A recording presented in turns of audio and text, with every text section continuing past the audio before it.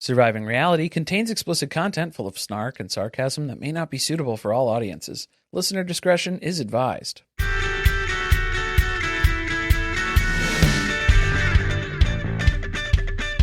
Hello and welcome to Surviving Reality. I'm Corey. And I'm Carly. And this is the end of season 20 of Married at First Sight.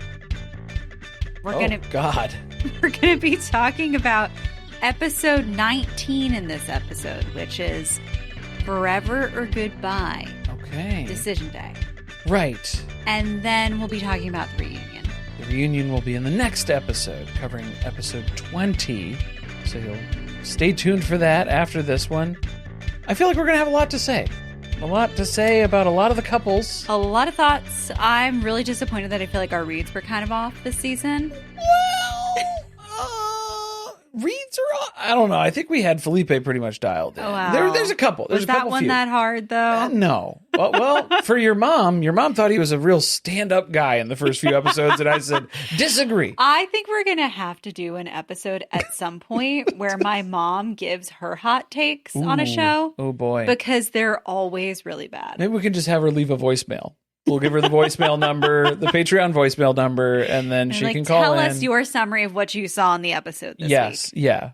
Oh, that could be interesting. Yeah, maybe we'll test that out. Okay. See how that goes. All right, Felipe and Tori, we have to start with them because we left off on a cliffhanger. About what did Felipe say to Tori that was so crazy? He's going to run for governor or president or something.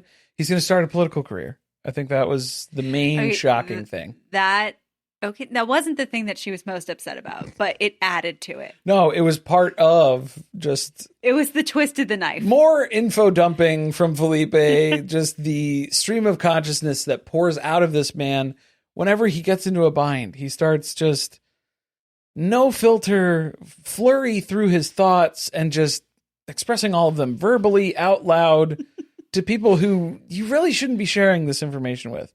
But then he kind of weaponizes that. Yes, he does. In my opinion, he's doing that on purpose to create an illusion of honesty.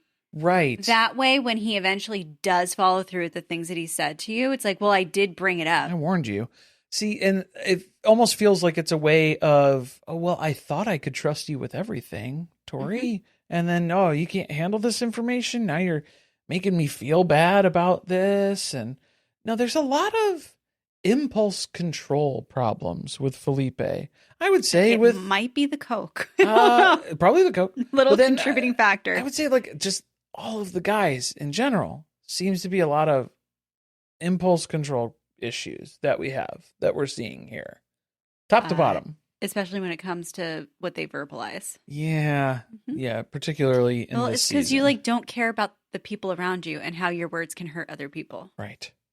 So the admission that Felipe is willing to discuss, the thing that he told Tori where she was like, do you think that's normal to share that thought that you shared? Which we had our theories about it.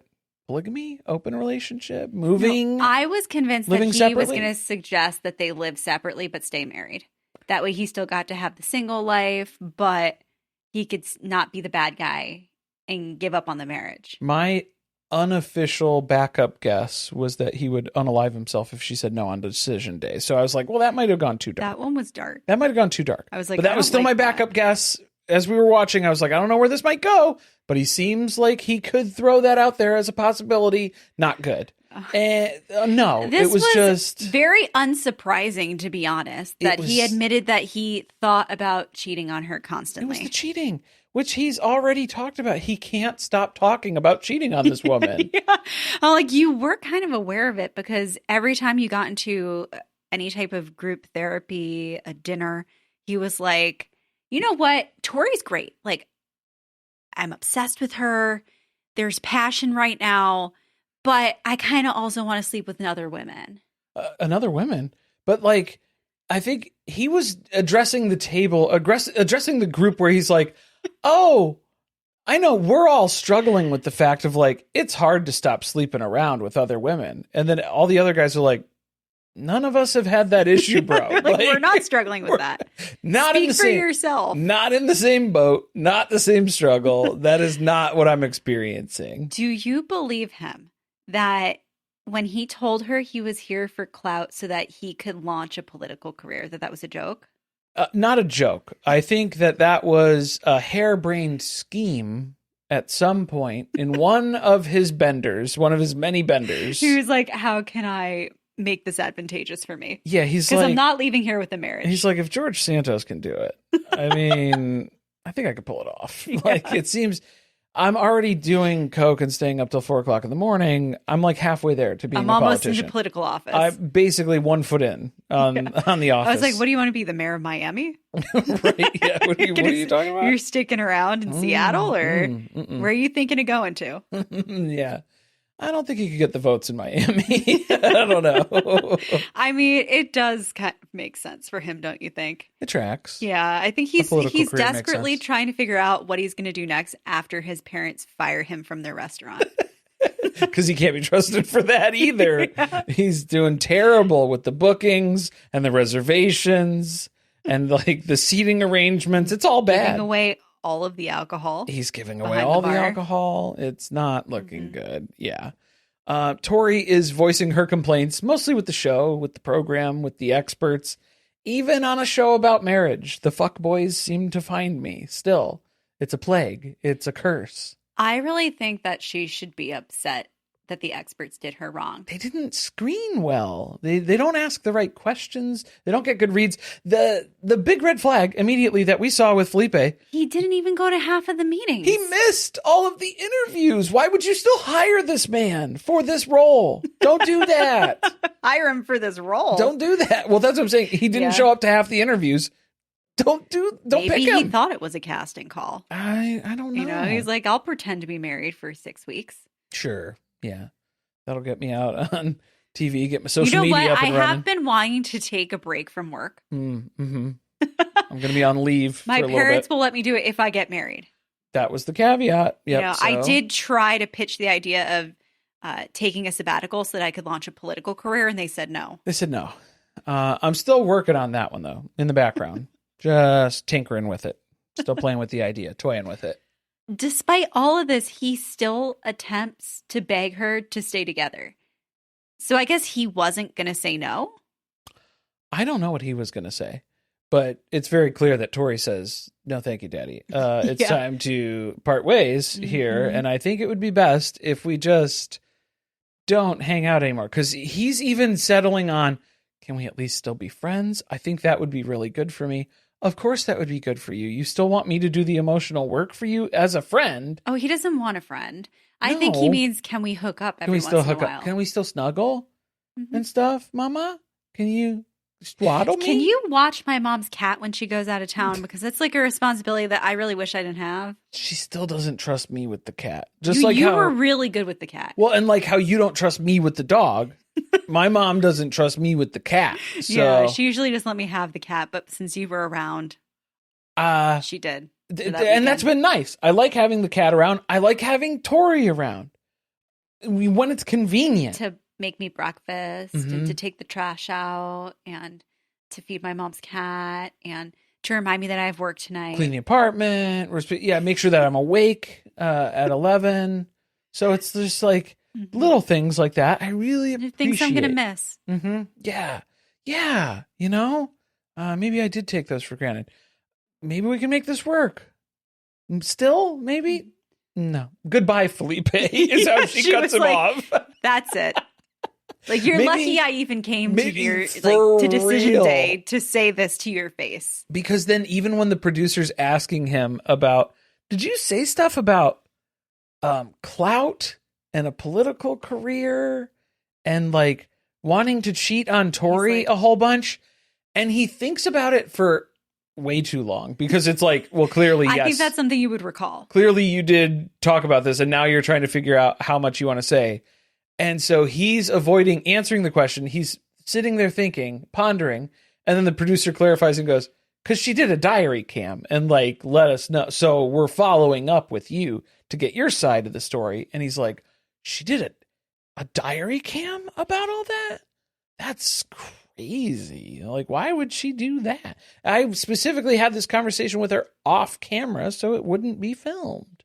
I do really like that she kept all of this very secret from him. Yes. He thought that everything was going great. I think that's why for decision day, he thought, oh, that wasn't a filmed conversation. Mm-hmm. Nobody's going to ask me about that. Nobody's going to bring that stuff up.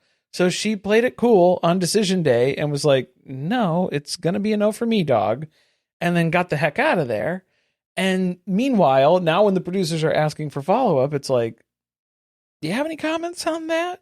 This is a good test for your political career. I was going to say, imagine the skeletons in Felipe's closet. Oh, no. What would those political ads look like? Oh, boy. Felipe, not good. Not good at all. Really bad. Not good. Mm-mm. Oh, Tori. I feel like she really, really, really got done wrong by this show. Yeah. And I mean, she feels guilty not because she's leaving Felipe, but because she's leaving Felipe's family. Mm-hmm. And that's what Felipe was left with, She's too. Like, He's like, they're the best part about you, Felipe. For real. The only thing that's like redeeming about you is I don't know how you came from such wonderful people, but he's worried that they're going to kill him now. He's like, oh, that I let Tori get away. My mom's never going to forgive me for this. And it's like, she shouldn't. Add it to the list of disappointments that you've delivered to her in your lifetime so far. For real. So after decision day, Felipe's big enlightening thing is he's going to take a break from gals. No, he's not. No, you're not. That was the whole reason. He constantly thinks about sleeping with women. That was the whole point. That was the problem. You should have decided that while you were married. That you were going to take a break from other women. And that would have solved 99% of the problems in your relationship. I think Tori still would have gone along with it. I think Tori was coming to the realization that Felipe is a helpless little baby boy. He does not know what he's doing. He is not the type of partner that she is looking for. So I think she was slowly piecing it together. I don't agree, though, that he's helpless. I think he epitomizes weaponized incompetence. Okay. Like, I think there's elements of that, but I think he has skated through life. He's avoiding. He avoids everything. Yeah. Mm-hmm. Yeah. Sean and Nikki. This was... What a ride. This was quite an experience. Now, last week we were both like very unsure of where this was going to end up because it really could go in either direction. But it was a fight the night before decision day, and things were great leading up to... allegedly, that's what they keep telling us. Yeah, 13 days. They can't go more than 2 weeks. That was actually impressive because I do feel like they were both being fake. Yes, I think they were both faking it for 13 days or like putting up with stuff. And then it finally was like, the night before decision day, not getting along. We had talked about the new format where it's you kind of meet up in a place, a public location. Luckily, outside in the public somewhere. Somewhere. So I don't know who requested that they meet at an area with such high elevation, but they are on like a rooftop balcony. Basically. They love a balcony because they've also gone to every restaurant that has a balcony. Yes. And that's what we were realizing was like, man, this must be a thing in Seattle with just like second floor restaurant experience where it's you're not down there with all those people, you're up here, you're over the lobby. Yeah So that's what they're here for. The mezzanine. I don't know. Sean is just perched precariously over by the ledge there, and Nikki sneaks up on him, kind of startles him. He wasn't sure if she was going to sweep his legs out from under him and just send him end over the balcony. He deserves it, to be honest. Honestly, he's lucky he didn't. Can we talk about the fashions? There were so many fake fur coats. A lot of fur. Because it starts with Nikki. Yeah. And then it continues. There are Nikki more. Had like feathers. It was like a mullet dress, with like the trail out the back because it's party in the front, short in the, Which again, at that elevation, very windy. So not a great choice. Right. Her dress was risky. Blowing around underneath the fur coat. Mm-hmm. Yeah, plus feathers, it's just, it can take you. She's going to take flight. Don't do that. Well, maybe that's her escape plan. I was going to say, that's her safety harness for coming to interact with Sean. She knew what she was walking into here. And she's like, just in case. Might need an escape. Yeah, in case he tries to pull any shenanigans on me, I think we'll be all right. She mapped out all the exits. Yes. She's figured out how she could go over the edge if she needs to. Yeah, pretty much. It was so awkward when she was like, hi, Sean. Hello. And he's like, spooked by her. And they hug like two people who despise each other and never want to see each other again. And we're supposed to not know what the answers are going to be yet. Yeah, that's correct. Because Sean's then trying to clarify. He's like, oh, well, I mean, I didn't expect to see you here so soon, Nikki. And she's like, well, I wasn't sure how to engage with you here because we left off in kind of like a weird spot yesterday. So I wasn't sure how you wanted me to approach you. And he's like, no, approach, please. I welcome You could do other things while you're up here. We're still married, so you do have obligations to me. And he puts his hands behind his head and opens his robe. No, he doesn't. No. Oh, don't do that. Yeah. Rented out the penthouse. Yeah, the Weinstein collection. Okay. It's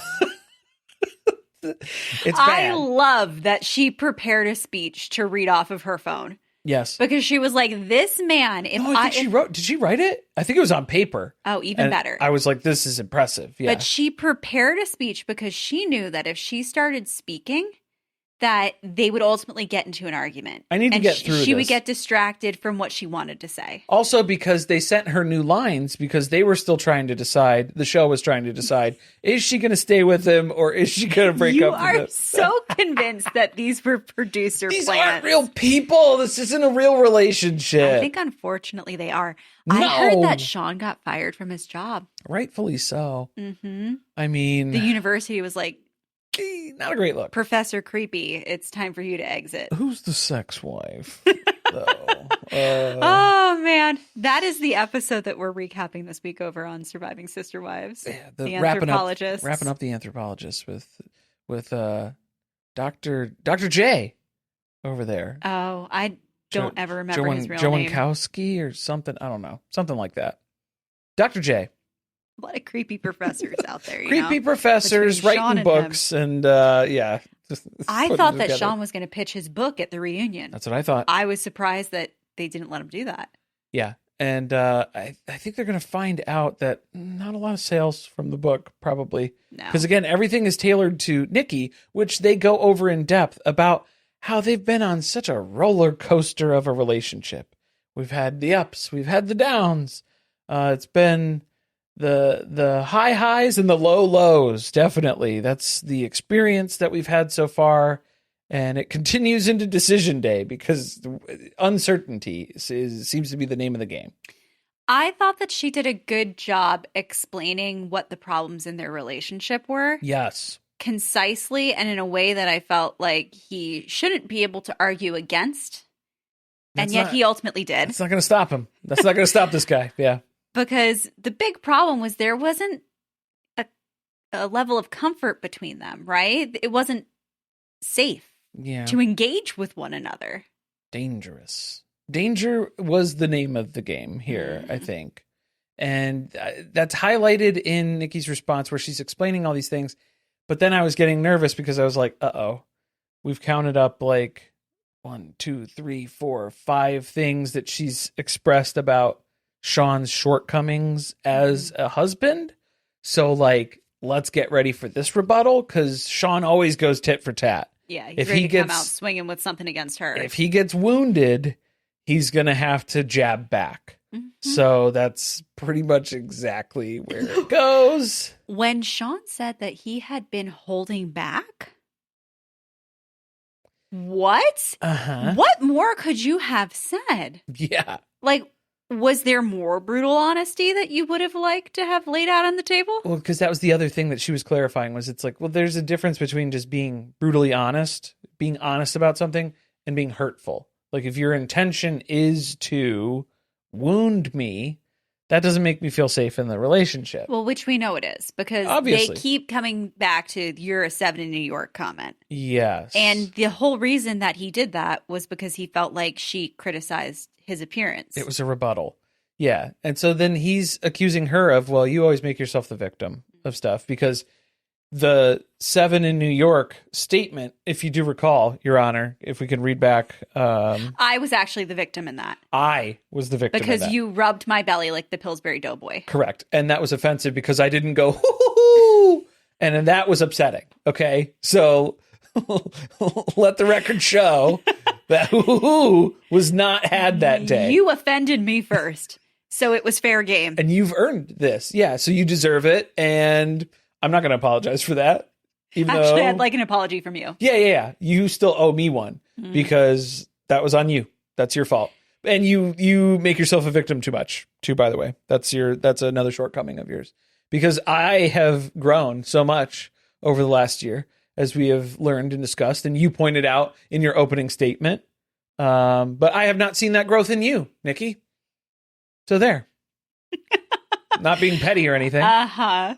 He's also going on about how she doesn't know how to regulate and control her emotions. Oh. And so that's your problem in the relationship. Mm-hmm. Maybe I said a few things that you deserved, but you overreact. Yeah, very reactive. And she goes, oh, that's weird because I don't think you have any emotions.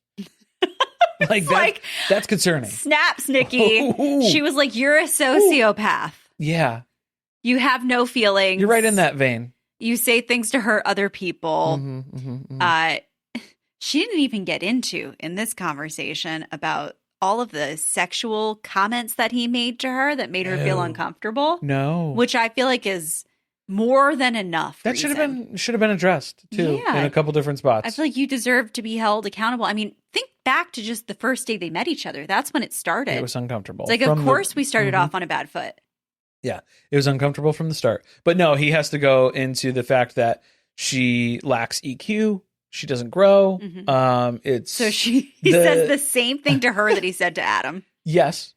Yeah, that was his warm up. And that's his kind of his go-to move, I think, for this. But also it's because when she said that he has no emotion, he's like, maybe you just don't get my emotions. And so that's another problem with you. Any problem with me, it's actually a problem with you. Uno reverse, ma'am. Let's see how successful your relationships after this are. Yeah. I think that'll speak for itself. I think he is going to remain celibate for the rest of his life. You are a 47-year-old man who is here to be married at first sight. Oh. Because no woman who's actually met and interacted with you would marry you. No, they don't want to be in the same room as you for any amount of time after meeting you ever again. So this was your only way. Marked safe. Yeah. From Sean Best. Married at first sight was his best shot at a second date. That was the only chance this man had. And that was it. That was it. So very clearly, they both want to get divorced. It's divorce. Yeah. It's divorce for this one. Which nowhere to go from here. Amazing that it lasted as long as it did. I don't know how we made it to decision day. I kind of think they made a pact that they weren't going to give up before decision day. Okay. Because they felt like it would make them look bad.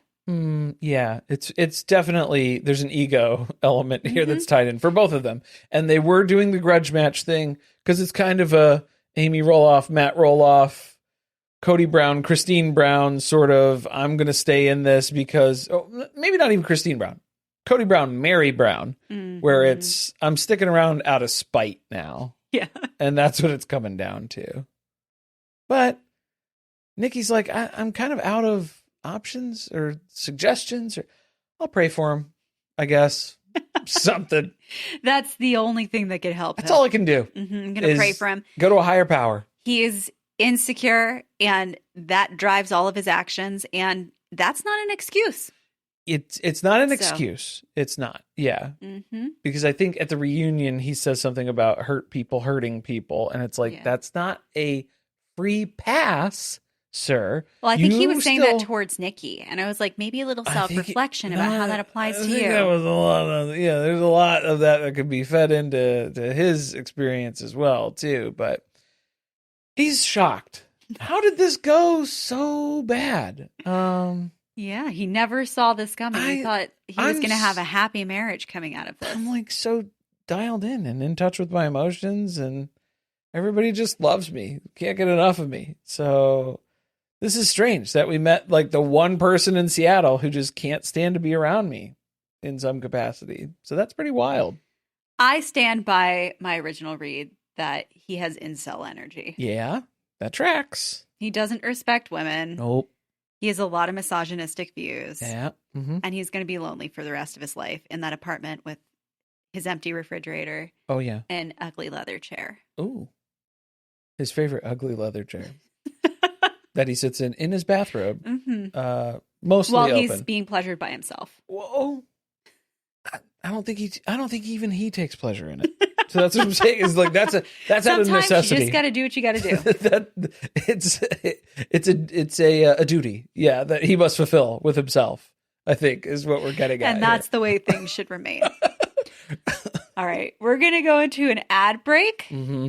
I hope. I guess we'll see if it gets flagged now. We're an independent podcast. The ads help us to keep creating the show. There we go. And we will be back with none other than Cameron and Michelle.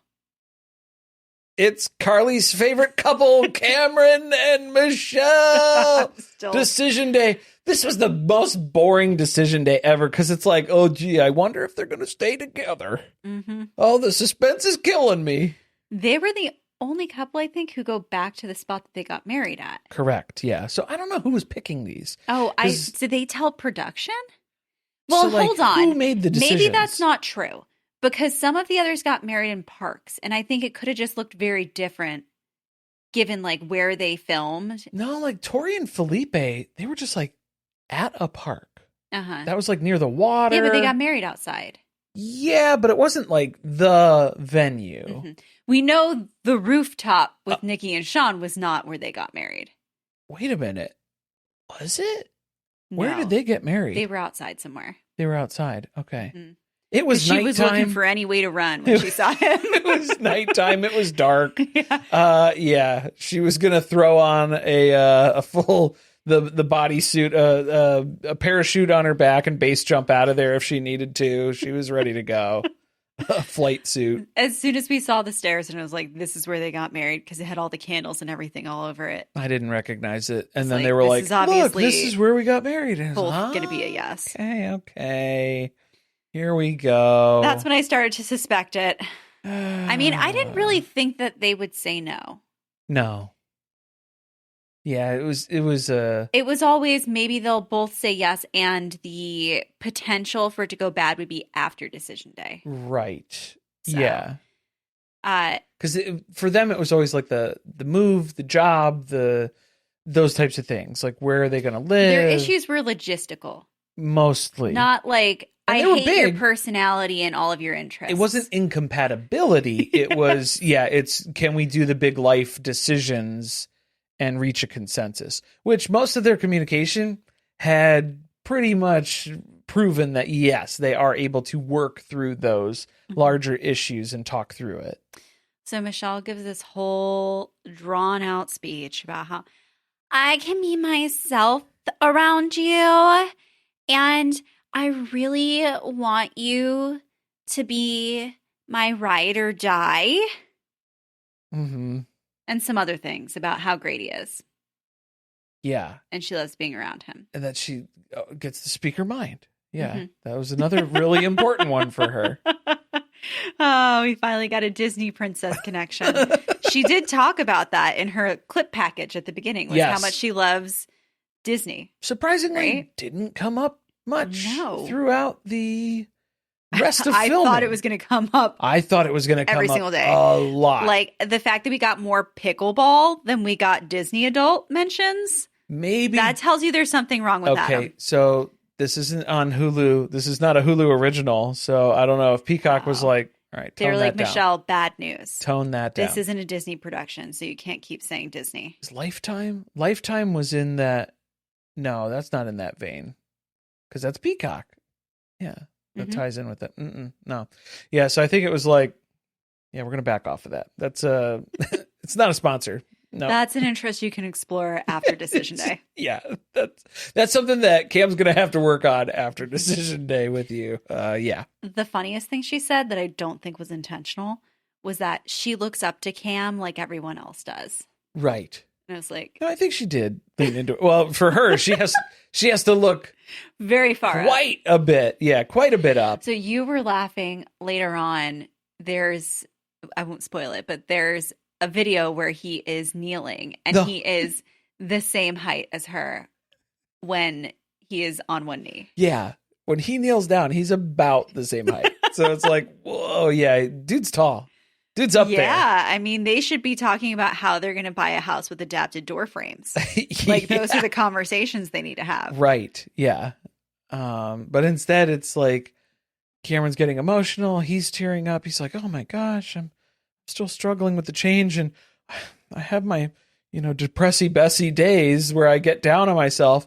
What I didn't like was when he was talking about like the days that he feels sad and then he feels bad because he was almost like doubting their relationship. And then that's what he got bummed about. And then it made her sad. So then he was like, oh, never mind. I won't doubt the relationship anymore. It's good. It's good. I like it. This is very nice. Okay.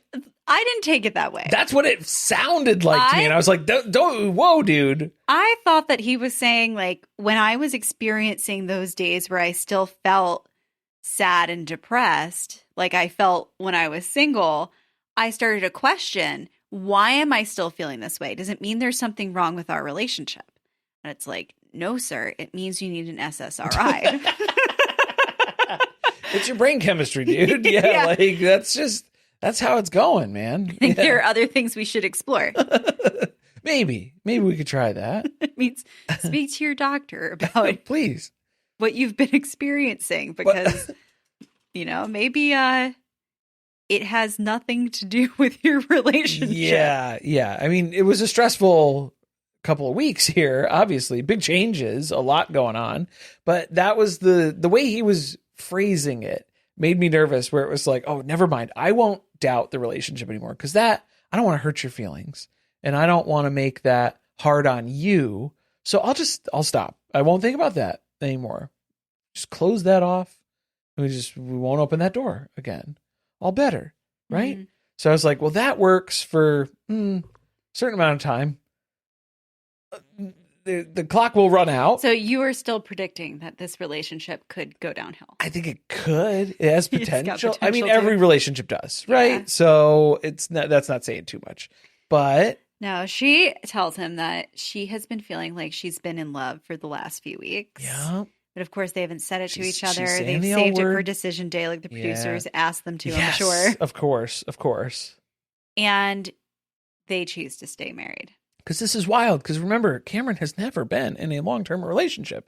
Or in love. He's never been in love. So that's where he was trying to navigate this. He takes a little bit too long he's going through other compliments and other things that he likes about the relationship and likes about her.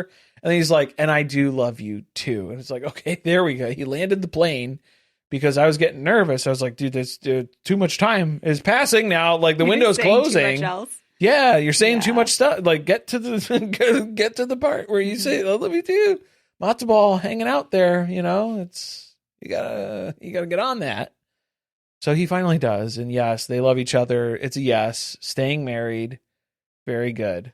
So glad to not have to talk about them. Well, we'll have to talk about them in the reunion because they're also having their noses in everyone else's business. Well, yeah. But for now, we can move on to Mecca and Belle. Okay. Yeah, there's a lot to go through here, and it's a little bit of whiplash from decision day to reunion stuff, but we'll get to it, right? Mm-hmm. Decision day.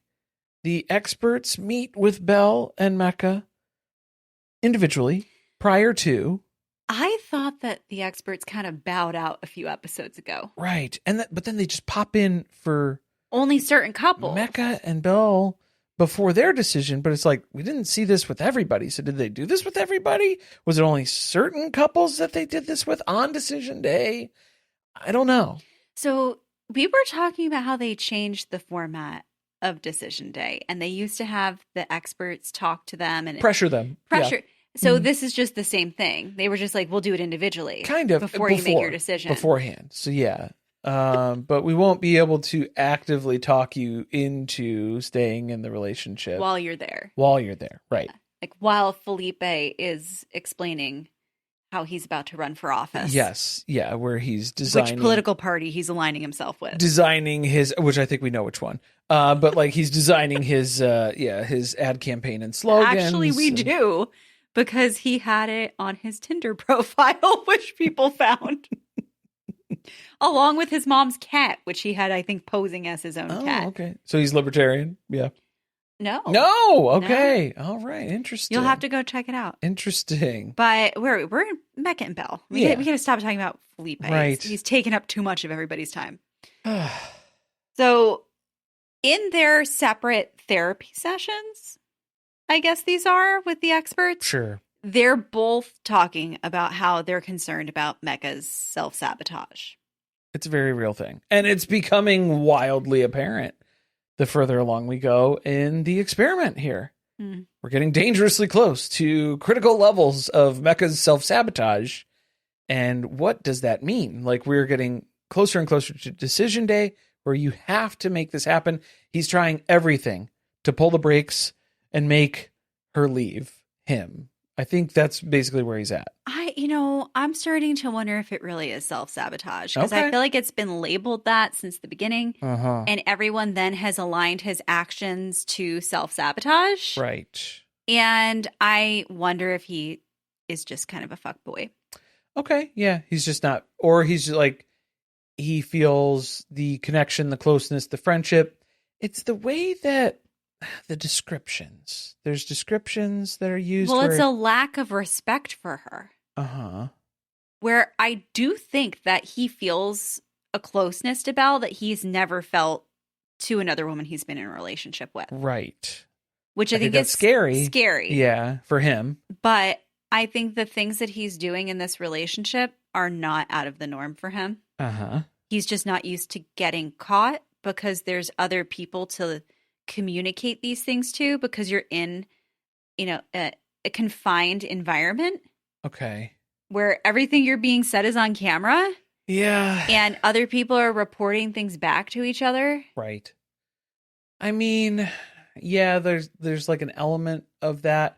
I think it is just, there's the piece where it's maybe he feels that intimacy, emotional intimacy, but not like a physical connection. But then he doesn't want to say that, because it seems like every time he compliments her, he's always talking about all the different values and characteristics and traits that he likes about her, but it's never like physical compliments on stuff. So I don't know if he's just not there, or if he doesn't want to put an emphasis on that. He seems to be really comfortable talking about it in theoretical terms of discussing a dream girl. So like, it's just trying to pin down like, what is the reasoning here? It seems like he's avoiding, and I think it is like, it's too real for him in a lot of ways. Okay. Belle's point was very, very fair, that she has been really loyal to him. She has defended him at times when he doesn't really even deserve it. And that's not being reciprocated. Right. That's a big problem in a relationship. Yeah. Because then it's just, it's not, relationships aren't 50-50. Sometimes it's more. But then if Belle's doing 80 and Mecca's doing 20, like, then it needs to offset at some point as well, where then Mecca can step up and do more and have her kind of take it was a giving backseat. a little too much stand by your man. Yes. Yeah. And it's a man who hasn't earned that. Right. And I think she was here for the marriage. She's here for the relationship. So like, that's what she's invested in right now. Maybe not invested in Mecca, but she's invested in the marriage. She's committing to the process here. Like Devin was. Yes, exactly. I think Dr. Lisa had a strong opinion about whether or not they should stay together, because she kind of has a talk with Belle about self-worth. Yeah. And valuing yourself and what you're willing to put up with. And I think that stuck with her. Yeah. Well, it was like back of her mind, definitely, going into the decision. But even when we saw them hug the night before decision day, we were like, I think they're going to both say yes. It seemed like it. So then going into this conversation with the experts and then going to decision day to actually meet up, because they met up on like a boardwalk somewhere or something, like a pier. Was it? I'm trying to remember someone's decision day. I don't think it was Mecca and Bells. It might have been Adam and Marissa.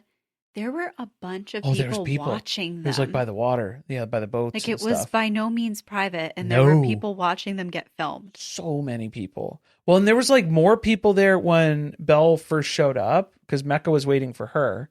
And when she walked up, there was like a bunch of people up there. And then as it went to like a continuation of their conversation, everybody else was gone. So I don't know if production had them like clear get out out. Of my shot. Yeah, come on. You're on a closed set here, basically, is what we were trying to get people out of here. So I don't know if that was part of it too, but like they're kind of starting to discuss where Belle has her concerns. She's voicing those. She's like, look, I mean, I've kind of put myself out there repeatedly here, and you're not really you're not matching that. You make me look stupid. Yeah, you're making me look ridiculous for going out of my way to like stand up for you, basically. So that's not good. And then Mecca admits like, yeah, I don't like that I've made you feel like that. So there is empathy that's there with Mecca. I think that's what makes it so tough. Yeah, the hard thing is he is good at apologizing. He knows how to apologize, but and he I think continually does the same things over and over again. That's the issue here. It's the same thing with Sean, where Sean will be like, "Oh, I apologize for stuff," but then I'm going to continue saying horrible things, and it's like, no. You don't just get to say, "Oh, look at me being the bigger person apologizing." I think the difference though with Sean is that he doesn't actually feel bad for what he did. Like right. when it's an empty apology. He knows he needs to apologize. I think that Mecca's apologies have a lot of shame behind them because he doesn't like himself. He does feel the guilt. Yeah. He feels that remorse. I think that's been instilled in him since he's been a child, that there's something inherently wrong with him. Well, and I think that is the pattern. But that doesn't change the fact that you still keep doing the same things to people and hurting them. It's the pattern that he falls into, and he doesn't like the pattern. He sees the pattern, but he hasn't done anything to like change it or combat it or stop it, catch it. It's going to need a lot of therapy. It's going to be a lot of therapy. I'm so sorry. But like that's all signs point to. He does talk about while they're having decision day. Yes. But like he realizes that he's got things that he needs to work through. Yes. And like he probably needs to go to therapy. Right. And so the conversation felt like maybe it was a little dicey at one point. Where mostly on Belle's side, obviously, because it was like even Mecca was basically saying, I agree. Like you had every right to not say yes today, but he's recommitting to her. He's going to show up better for her. And let's take this as like a new beginning, a new start here and run with it sort of a thing, which he says, yes, I would like to stay married.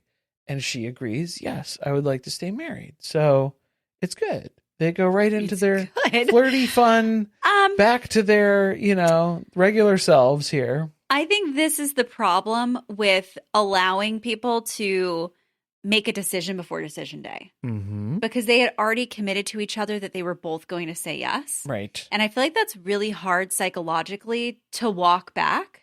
After you've already made that promise. It feels like an obligation then at that point. And I think it causes you to question yourself. Like, well, if I was so sure a couple weeks ago that I was like, of course it's going to be a yes, how am I going to erase all of the good stuff with what happened and now I'm a no? Well, that's why it's so hard is where it's, you're constantly going, is this just something that I'm not able to get over? Like, am I making this a bigger thing because it was, am I not giving enough commitment to this, to, trying to resolve this? Yeah. One of the big problems with this show is 6 weeks just doesn't give you enough experience with another person or like enough data to know, like, what is this person's norm? Yeah. Or like, because everybody's on their best behavior for the first 2 weeks. Yes. I mean, except for Sean and Nikki. Well, not Sean and Nikki. But they are producer plants anyway, so that's fine. It made it fun. Yeah, it did. Because otherwise you'd have all Adams and Marissas. Well, we will get to Adam and Marissa. We're going to take a quick commercial break, intermission, and we'll be back with Adam and Marissa. Let's full send it. Oh, we got the skis out. I'm surprised that Adam did not pull up to their decision day location on the jet ski. I mean, the water was right there, so it could have happened. I think that was why Marissa was like, short-sighted by production. Can we pick a dock? Because I'm sure he's going to want to ride a jet ski up. So I think that was what they were hoping for. They were hoping for a season 2 Tiger King intro of Adam riding up on the jet ski. I think that's what Marissa was so relieved that they got to spend the night separately. Yes. She was like, I'm going to get my own. I'm getting an Uber. I'm not taking the jet ski to decision day. I bet she slept for like 13 hours the night before decision day, where she went in because she is dangerously low on her nap cycle. Her nap schedule has been tragically interrupted. Her nervous system is dysregulated. That's what I'm saying. So like one night away from Adam, and she was able to just conk out. She lit one of her chemical-filled lavender candles, and she was out. Zonked. Just unconscious. Like an Ambien. Yes. So they meet up with the experts separately. And this is part of the discussion, of course, of, oh, it's so great. It's the meeting up, the all the resolve that we had in the relationship, which has been based off of nothing. Their entire relationship is built on jet skis and pickleball right now. Vibes and full send. Mm-hmm. That's about it. No, the thing that was really rich to me was he's talking to the experts and says the thing that he really likes about Marissa, she's go with the flow, she allows him to be himself. It's like she's a doormat, devoid of any personality of her own, and she can just adapt to me. And that's exactly what I love about her. Perfect. 10 out of 10, no notes. Yeah. He wants a blow-up doll who will also play pickleball. Yep, Bang Maid is just going to slot in there. Mm-hmm. And have no needs of her own. That's pretty much no it. desires. Not an autonomous human being. No. Somebody take care of me. Yeah, cater to my needs, sort of a thing. Dr. Lisa once again is questioning, why are these hobby things so important? Like the pickleball stuff, the jet skiing. It really seems like you are weighting your entire decision around Marissa's ability to engage in those hobbies with you. Oh yeah, it's like terribly important. This is like the most important thing ever. Because, well, Dr. Lisa's tying it back to when we interviewed you as part of the beginning of the process, when we were going through the selection stages, you didn't mention anything about your partner specifically needing to engage in all of the same activities as you. You were pretty clear about that. Like that was not a deal breaker for you, but now it is. Yeah, I lied. Yeah, you know what? I didn't piece that together. I had a relationship before where that was a thing and I liked it a lot. And then not having that, realizing if I didn't have that, that's not going to work for me at all. It's going to be terrible, actually. So yeah, I changed my deal breaker in this process because it serves me. So that's why I'm doing it. Yeah. It turns out that I don't want to actually compromise and do anything that my partner wants to do. I just want to continue to do all the things that I personally like. Correct. So I'm a selfish person. Yeah. Well, he's saying all that without the last bit. And yeah. It's clear though, like, yes. And then for her side of things, the concern is obviously there's an intensity level of Adam's personality and characteristics that is overwhelming for her nervous system in general. She's anxiety driven. No, this poor girl hasn't had anything to drink in 6 weeks because she has been having to pop the Xannies. She's dried out. Just to be able to survive with him. Right. So they meet up in a highly public park, very populated area, right on the edge of the water there. He is wearing like a animal print button-down shirt. And she is dressed up. Mm-hmm. So like she's wearing a fine fur wrap and like a dress for going out. Mm-hmm. like someone who's taking this seriously, because usually people dress up for decision day. Adam didn't get that memo. Yeah. He did not hear about that. He was like, so Fred Flintstone print shirt? Yeah. That's what we're going to go with then. Yeah. She's like, that's fitting, to be honest. Sure. It's fine. We'll go with that. It's pretty much what I expected out of you. I was surprised that when Marissa starts to give her little speech. She has her handwritten notes too. Mm-hmm. She tells him that she started to fall in love with him on the honeymoon. Right. Well, to be fair, okay, so I think she had her notes were before typed the out. pickleball. I think her notes were typed out, and then there were like handwritten edits. That I think was what I picked up on. There was a lot in the margins. So maybe, yeah, I think maybe we printed some stuff out, and then it was like, let's go through this at our individual therapy session before decision day and like double check this a little bit. Are these good things? Because she starts off with a rose. Here's a bunch of good stuff about our relationship. Here's some nice things. It was artfully done. It was. Because it was then Adam crafted. Says very nice things to her. Yes. Like, I can't imagine my life without you. You're a vibe and a half. I mean, you what greater compliment can there be from a man who wants to continue to be your husband? You can't top it. Yeah. Vibe and a half. Like, I mean, except for the fact that you don't like pickleball. That's the other half. That's, yeah, that it you would could have be. had.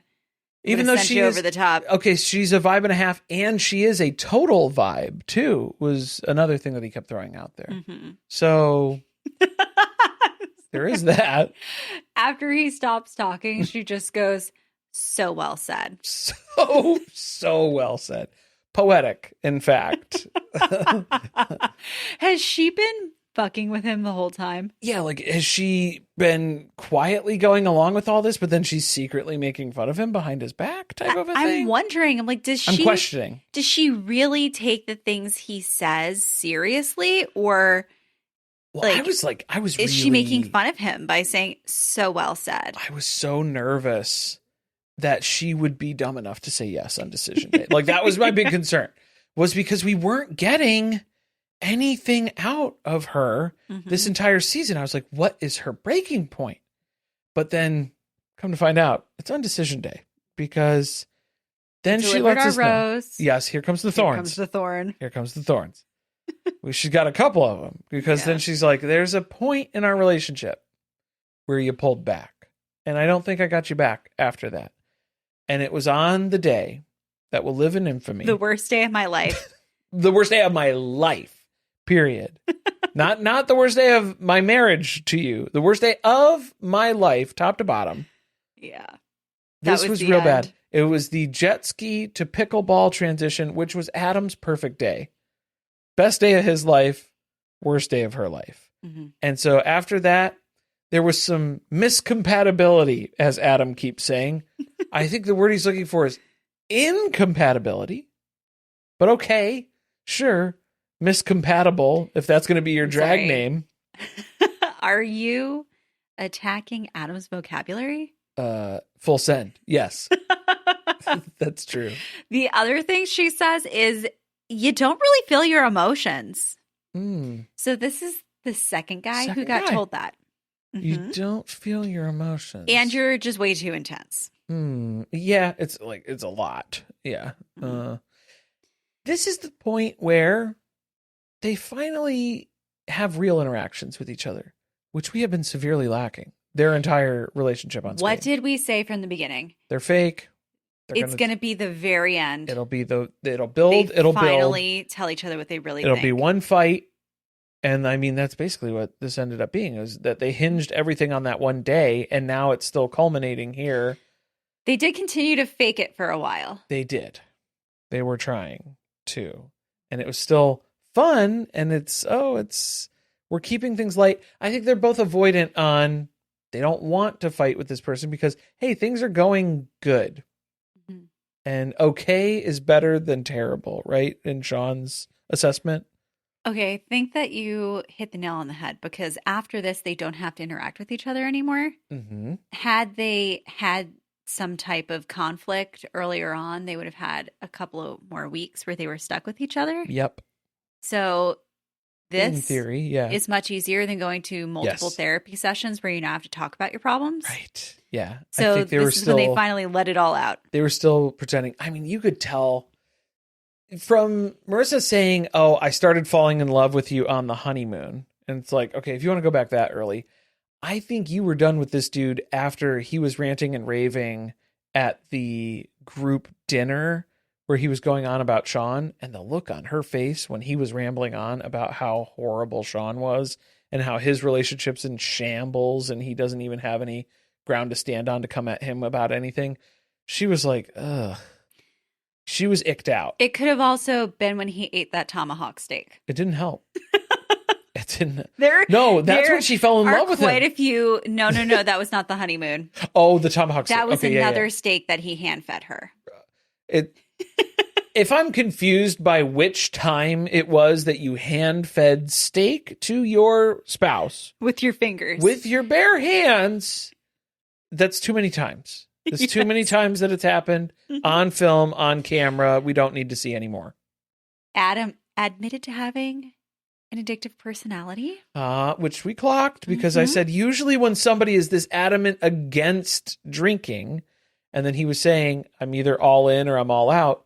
Well, we did not see all in frat boy Adam, but I can have an idea of what that would look like if he takes one sip of beer and then next thing you know, a couple hours later, He's back in the boathouse. he's all turned up. I think that's how he ended up with Elise there. Something like that. So, This place looks great. the addictive personality thing, and that's he's all in or he's all out. Yes, we picked up on that. That was not really a highlight for us, though. That was more of a red flag.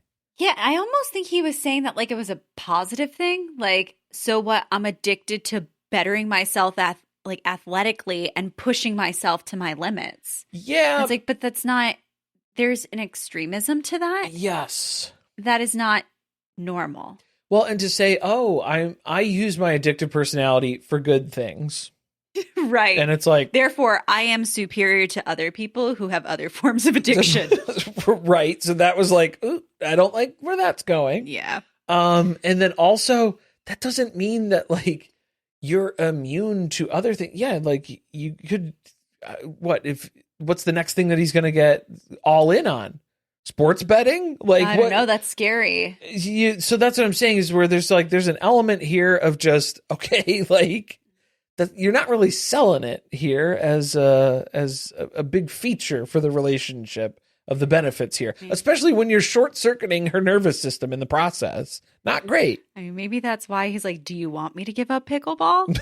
Because who knows what I'll take up next. I'll find something else. Apparently one of his exes was commenting on stuff online and said that he used to be really addicted to skiing. Which he does mention when we get to the reunion. Right. And that skiing was in his entire personality and how annoying it was. Well, it was out of season, so we didn't get to see him talk about skiing. It was either jet skiing or snow skiing. Jet ski season. He so stays on skis all year long. It's skis and pickleball. Yeah, that's pretty much it. And his pickleball court needs to be at the bottom of a mountain where he can get there on skis. So this opens the door for some real honesty to come out. Uh-oh. Yeah. This is where Marissa does get a little bit more into the worst day of her life and how he did a 180 after that. Yes. And then because she says that, he has to sling something back at her. Because this man is a Sean at heart. Is Sean. Mm-hmm. And so he brings up that on the honeymoon, she said something about having 3 years of nightlife left in her. I think he said on their wedding night. So like the first night you're holding something against her the first day that you met her? Oh, yeah. And you haven't brought this up at all? He has still been holding all of the gifts she gave to him against her. I know. So that's what I'm saying, is where it's like to bring this up at decision day, because even the look on her face where she's like, well, we could have like talked about that. Because the thing that he mentioned was that she said she still has 3 years of nightlife left in her. So he took that as, oh, she's a loose woman of the night. And that's what she still wants to go out. That's a real red pill way to take that. Correct. You know, that is exactly what that happened. And so like for her, she goes, okay, that's not what I meant by 3 years of like nightlife left in me. That's not how I do nightlife. I'm going out and having drinks with my friends at bars and hanging out and stuff. Like, it's not going and getting hit on and hooking up with people at clubs. And like, if you had brought this up, we could have talked about it. I could have explained what I meant by that. But instead, you just held on to that. And then now you have that at the ready for our inevitable split that you kind of sensed was coming to, probably at some level, where there's just, it's not, you know, it's not going great. I don't know if he did sense it. I don't know. I don't know. But that's it for her. Like, Yeah. now she's irritated with him. Right. So she admits that she was miserable and lonely the entire time that they've been married. We knew. We could tell. Like, we could tell something was off, right? I could see that she was crying for help internally in those scenes where it was, listening to Adam rant and rave about stuff. And she was like, get me out of here. I can't stand it. So she seemed miserable. Anytime there was talk of any sort of compromise, nope, not going to happen. Mm-hmm. So, like, can we address the fact that everybody else who was on the show thought that they were such a great couple? right. And meanwhile, she's saying it was horrible for me. Why did we think it was such a great couple? Why did everyone else looking in seem that this was a great couple? Because she was just going along with everything that he was doing. So she wasn't putting up a fight on anything. Honestly, there was no disruption. I think it's because people think they're both conventionally attractive. I think that's a big part of it, where it's like, oh, pretty people are having sex. Cool. Good for them. Everything must be great. Yeah. Well, and then also it's just like, we need to, dig deeper on what did people like about this? Because we were not rooting for Marissa and Adam this whole season at all. I am actually surprised by how much I like Marissa at the end of this. Correct. And I said, where was this woman? Where was she? I wanted more of her, like, commentary that wasn't, I don't want to say fake, but well, I mean, it was meant to make Adam feel better in the moment. She was saying that she was trying to, like, appease him. Yeah, and for the cameras, it was like to keep up appearances. She doesn't want to have like big blowout fights, and she wanted to seem agreeable and present this facade basically as, things are great. That's not fun for us to watch. That's not fun for us to watch. And then also, like, that's not good either. That's not good for you. So, like, don't do that. That's no good. So she looks at him and says, I'm full sending it. It's a no. Oh, full send no. Yeah. So, oh my God. The worst response that he could have hoped for here. Oh my God. I love that she used his vernacular back at him like that. It was funny. Well, so this was just, for her point, she goes, I realized it the moment I tried to start changing myself for you. And it's like, I wish you would have verbalized that a little sooner, or like expressed that to him of, that's not going to work. I think all it takes is one little bit of confrontation between them or disagreement, where then she knows that Adam's just going to flip out and lose it over this. So, like, there's no point in talking about it.